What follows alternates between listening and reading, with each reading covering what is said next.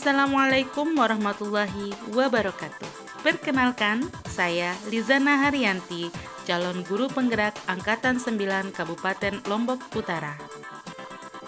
Melalui video infografis ini, saya akan menyampaikan kesimpulan dan refleksi dari modul 1.1.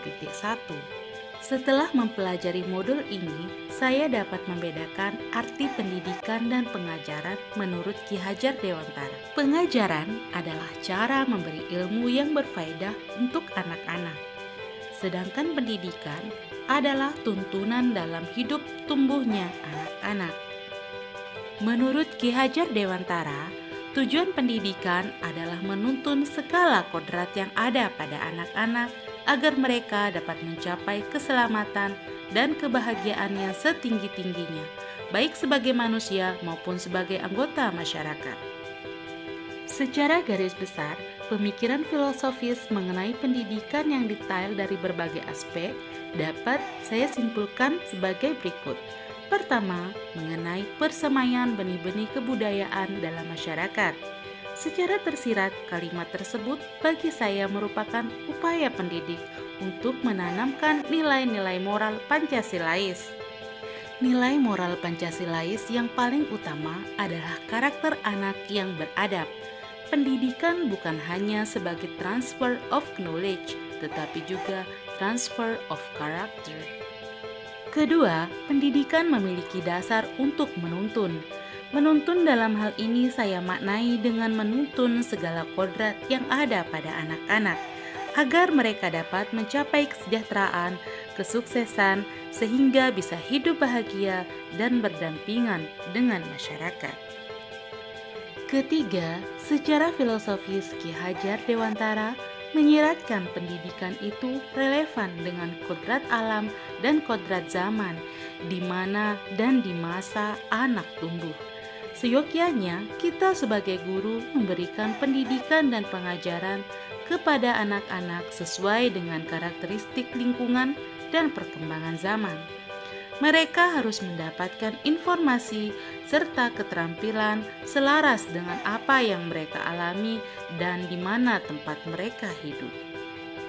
Keempat, Ki Hajar Dewantara juga menyiratkan tentang budi pekerti.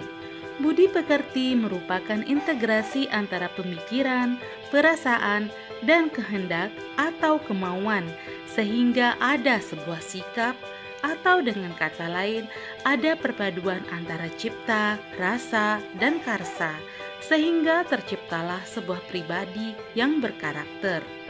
Untuk menciptakan pola tersebut, maka perlu pembiasaan-pembiasaan, baik di keluarga, sekolah, maupun masyarakat. Setelah mempelajari modul 1.1, saya juga melakukan refleksi. Adapun dulu hal yang saya percaya tentang murid dan pembelajaran di kelas sebelum mempelajari modul 1.1 ini adalah salah satunya adalah ketuntasan materi pelajaran. Sebelumnya, saya lebih mengedepankan materi itu harus diselesaikan. Namun sekarang, anak-anak harus paham mengenai materi dan apakah materi tersebut sesuai dengan kebutuhan dan potensi mereka. Selain itu, tentang karakteristik siswa. Sebelumnya, saya hanya melihat dari aspek kognitif, tapi sekarang saya melakukan diagnosa atau asesmen diagnostik kognitif dengan cara memberikan pretest dan non-kognitif dengan memberikan mereka lembaran dengan judul "Inilah Saya". Selain itu, terkait juga dengan kodrat zaman yang dimana sekarang pembelajaran diintegrasikan dengan IT. Sebelumnya, saya hanya memperlihatkan IT, tapi sekarang saya langsung menggunakan IT dalam proses pembelajaran. Dan menurut saya, yang terakhir adalah pembelajaran kontekstual. Sebelumnya, ada beberapa hal yang saya kontekstualkan, tetapi sekarang saya berusaha mengkontekstualkan semua materi pembelajaran.